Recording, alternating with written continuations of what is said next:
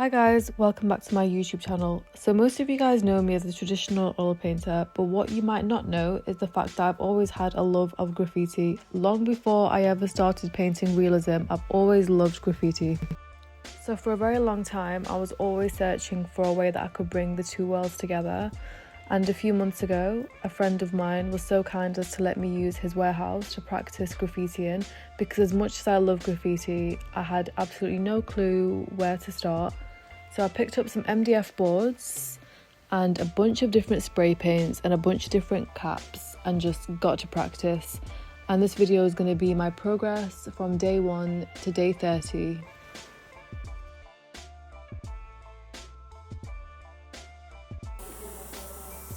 So for some reason I thought it would be a great idea to just go straight in with the spray paint, no sketch, no practice concepts, nothing.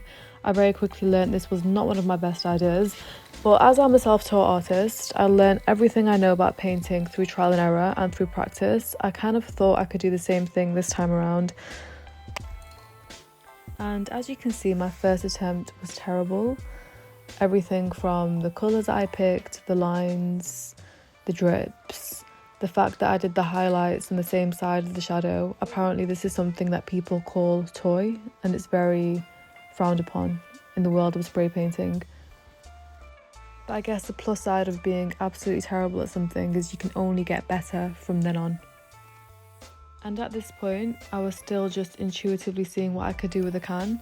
Someone told me that I should practice a graffiti alphabet first, so I just went straight in with bubble letters.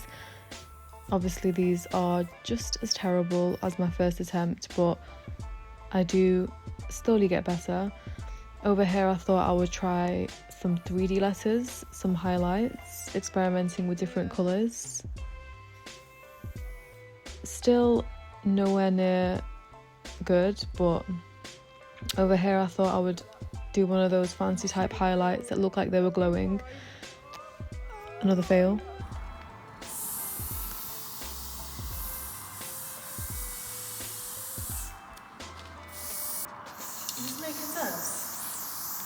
So mysterious.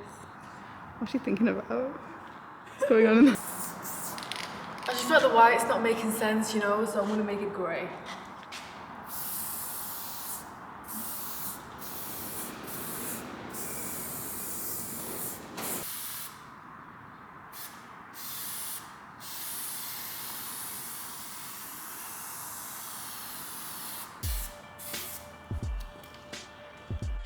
Now at this point I've been coming to the warehouse every single day and I felt like my line work was getting no better at all. I was still causing a bunch of different drips. I still felt like my lines were not clean at all, but I had to remember not to be disheartened, because if you guys saw the level that I started off at when I started oil painting, it was just terrible. And the only way I got better at that was from painting every single day. There's absolutely no shortcut, and I kind of thought it would be the same for spray painting. So over here I thought maybe it's a good idea to do some sketches first. And once I do some sketches, then I can go and actually use spray paint. So this was the first piece I did that I didn't actually hate. I see a lot of silver pieces under bridges and on train tracks, and I love how they look with a bright red outline. So I thought, let me just do simple letters SAF in that colour combination. And this was the first one I did that I didn't hate. I can't say that I liked it either, but I didn't hate it either.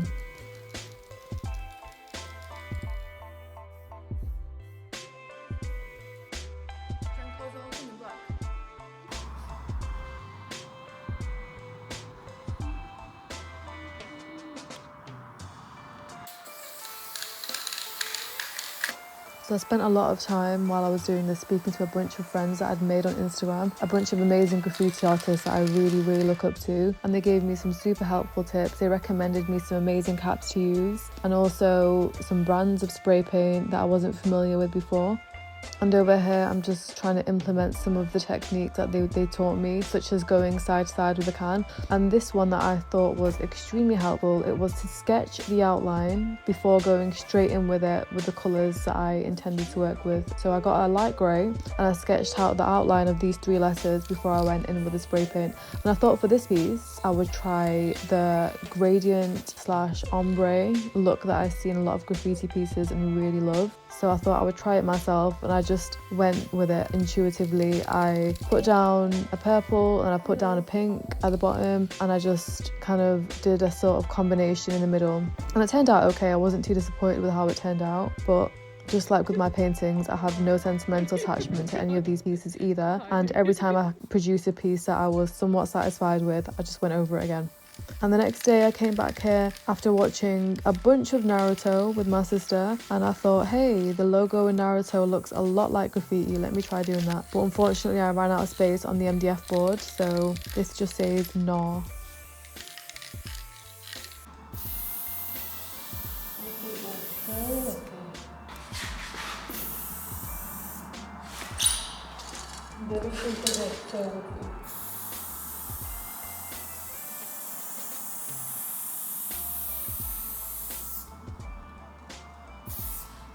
So it was around this point that I really started seeing the progress that I'd made.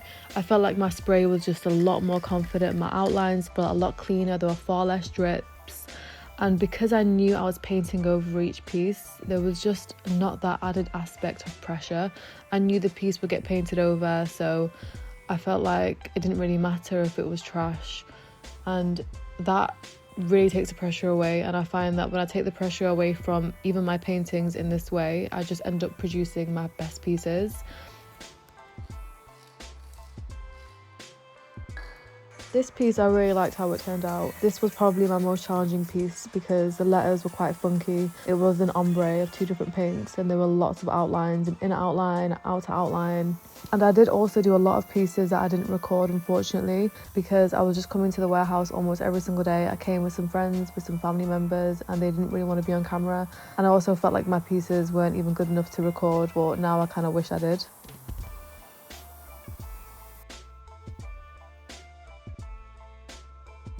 A few things I did learn about spray painting letters with spray paint was that the can and the cap you use really does make a difference. I found that using fast caps with quite high pressure cans just created a bunch of different splatters, and I found my favourite combination was using a super skinny cap. I think it might be a level 1 cap, the bright green one, with a 94 slower pressure can. That was just the most amazing combination for me. That created the cleanest lines. I also don't completely believe the phrase that a good workman never blames his tools, because I find even with oil painting, when I use better quality oil paints, my paintings turn out better. Same applies to graffiti, I think. I think the same applies from my experience to most different types of art. I could be very wrong, but this is just based off my personal opinion. At this point, I felt like I'd learned enough, and it was time to basically do the ultimate test and see how I could mix graffiti with realism. And the way I was going to do this is I was going to spend a bunch of weeks on an oil painting and then enclose the painting with graffiti style bubble writing. And because I love painting master copies, I thought, let me do a painting that we all recognise and love, and that is Girl with a Pearl Earring by Vermeer. And this also would be the ultimate test of my spray painting skills so far, because one error and I'm done for, basically. This kind of thing can't be fixed. It's very unforgiving. So this is just me practicing with a spray paint can a few times before I go over the actual painting. And I did this countless times. I spray painted the word peace countless times because it was the word peace that I was going to paint over Girl with a Pearl Earring. And I got a lot of comments saying, you know, what was the correlation between the word peace and Vermeer's Girl with a Pearl Earring. A few people thought I'd wrote pearl and not peace, but I don't know, this painting just makes me feel at peace. So I thought, let me write peace.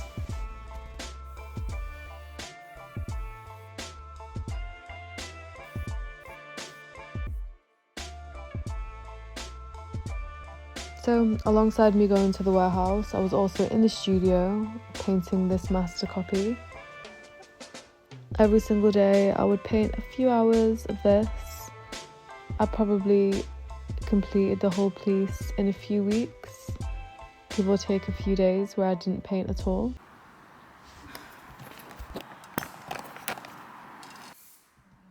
And when I came back to the warehouse, it was time for me to finally do the outline. And when I tell you my hands were shaking, I mean my hands were absolutely shaking. But I found the best way was to just go in with it. I wanted to practice a bunch more times on the MDF board, but I felt like this was one of those things that you couldn't really over practice with. You kind of just had to go for it. And this was me just going for it.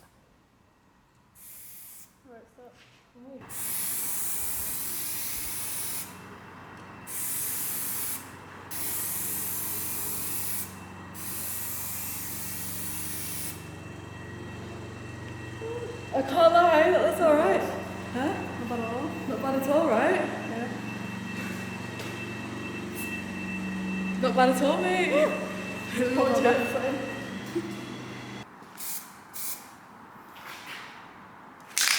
Ready?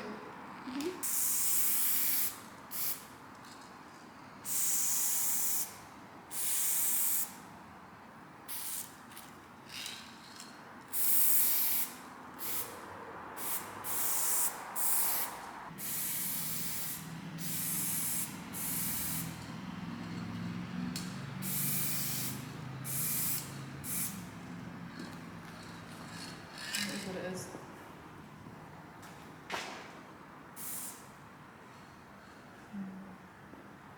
What do you think? Like we fix?